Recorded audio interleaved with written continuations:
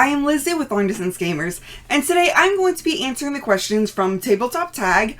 I was tagged by Evan and Grayson from Evan Diesel channel, so if you want to go ahead check out their channel, there'll be a link down in the comments. But let's go ahead and get started. This was originally started by Board Game Garden, and the first question is, what is my name, age, and location? So, I am Lizzy, I'm 34, and I live in Ohio. Brixie and Kitty, they both live in New York now. I met Brixby when we were in college at OSU Lima. So that's how we met, and of course we met Kitty through life, and now we're all friends. But I will not be answering a lot of their questions, because hopefully they will have their own video answering these questions. But question number 2, what was my favorite childhood board game? I have 2. I have Clue, which I love the deduction side of it, but roll and move kind of eh. And then Rummy. The McCall family, McCall's my maiden name. McCall family board games were Rummy, the Chinese checkers, and Monopoly some, but Rummy was mainly the one that we used. We always played up to 500.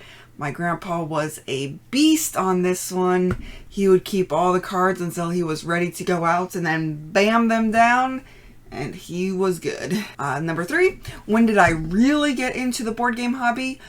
So November 20th, November 20th, 2014, I had to get a winter coat. So Brixie and I, he was living in Ohio at this time, we went to Columbus to go to a coat store. While we were there, we decided to go to a Barnes & Noble's, and they had some board games that looked interesting, so I got Forbidden Desert and Munchkin. Didn't really like Munchkin too much, but loved Forbidden Desert. But we got those, and we decided, well, maybe there's something else to do in Columbus. And I remembered when I used to live in Columbus and I went to the Easton Mall, there was a puzzle store. So I wondered, well, maybe there's a store dedicated to board games. So we did a quick Google search, found the Guard Tower and the Soldiery there in Columbus. And so we went to both of them, spent way too much money, and got quite a few board games. And we just started playing them and just fell in love with them. Question number 4. Oh, well, I already answered that. Forbidden Desert and Munchkin. Still have the desert. I have all the Forbiddens, the island and desert and storm. Sky, that's the one. I do not own Munchkin. That was the first board game I ever gave away. So, yeah, did not enjoy it. Number 5, what other hobbies other than board games? So, it is board game adjacent, but I do love painting minis. And I love doing home improvement, but I don't know if that's exactly a hobby as much as I like the end result. But painting minis, I do really enjoy doing that. Number 6, what was your breakthrough game? So the game that made me really fall in love with the hobby was either Betrayal at the House on the Hill or Pandemic. Pandemic's one that I have loved throughout the years. It is currently my number 2 favorite game of all time, so I've still really enjoyed it. And then Betrayal at the House of the Hill, we really loved it. We enjoyed playing it. We even managed to play it 2 players by playing it slightly differently because we loved it that much. But I remember Brixie looked online at Amazon and found Mansions of Madness, first edition back then. And so we started really playing that, getting into that. And because of our love of Betrayal, we thought we would really like it. And, well, we did. So, but yeah, Betrayal at the Hill and Pandemic were the ones that really brought me into this hobby full scale. Number 7, what is a theme that always drags me in? So, this is very specific. I like post-apocalyptic themes, but I do not like zombies. So, like Hiroshima Hex, all except for the Death Breath Army. Love all of those. Like Hiroshima Hex is one of my favorite games. Love 51st State. It's like that kind of world. And just no zombies. I'm good. And then my other favorite theme is explorative adventure. So I like going out and, going through the jungle and seeing what I can find. Although that has had some problems as far as you don't exactly want to take from the cultures. but you want to explore, you want to get to know the culture, you want to learn, you want to grow. And I really like the idea of just going through a jungle. What are some of my favorite mechanisms? Well, I love engine building, hand management, and worker placement. Used to not like it when I was district manager, but I've come to grow. I've started really loving it. Used to say I was a thematic gamer, not a Euro gamer. Pretty safe to say I am a Euro gamer. So I really love crunchy games that just really work my brain and let me enjoy. Number 9, what is a mechanism that I don't like or are not very good at? So I don't really like roll and writes, and I don't like take that. There can be games that have take that are done well, but it's a rarity for me.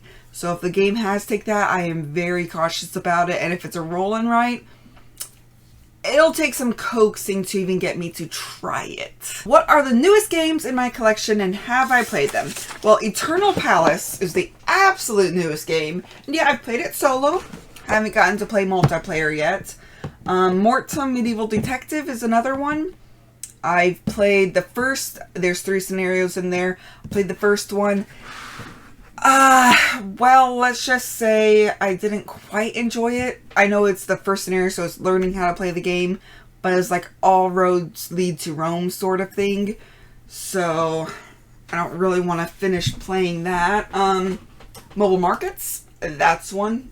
I've only played it solo so far, but really enjoyed it.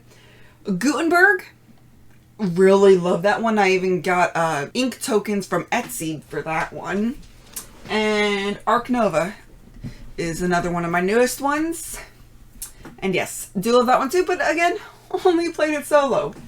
And Keepers, if you can see that one, that is one that I have played it. I want to play it a little bit more, but it's definitely one that's great with multiplayers. What is my favorite player count? I really enjoy 2 or 3 players. That seems to be where my really happy is, although I'm obviously not afraid to play solo. I just really like playing games, so if I don't have anyone around and I feel like playing a game, you betcha I'm gonna play a solo game. But I think 2 or 3 players, probably 3 players would be my absolute, like if in the ideal world you would always have 3 players, that'd probably be my favorite. What is a board game pet peeve of mine? So pretty much just being disrespectful. So disrespectful of people's time includes people that have analysis paralysis, AP. I had an ex that had it. He only cared about winning, and it took a long time, but we finally got his time down so that he was, enjoyable to play games with.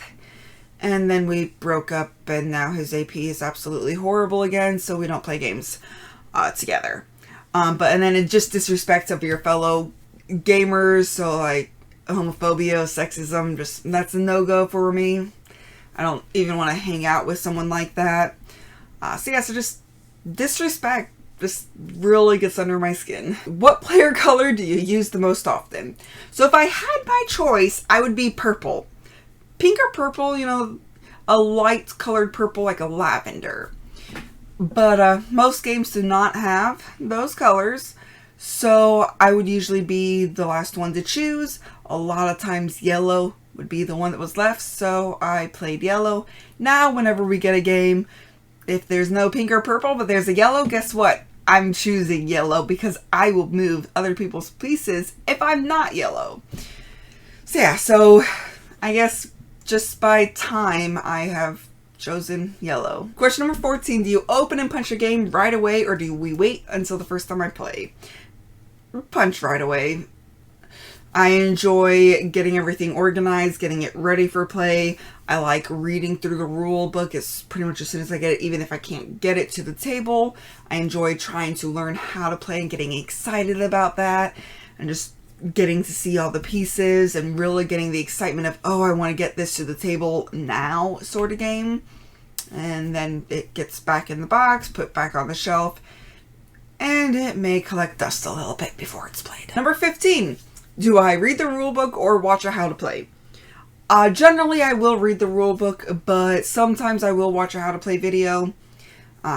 Just depends if it's just a really, really complex thing. I'll watch a how to play video if the rulebook's that thick.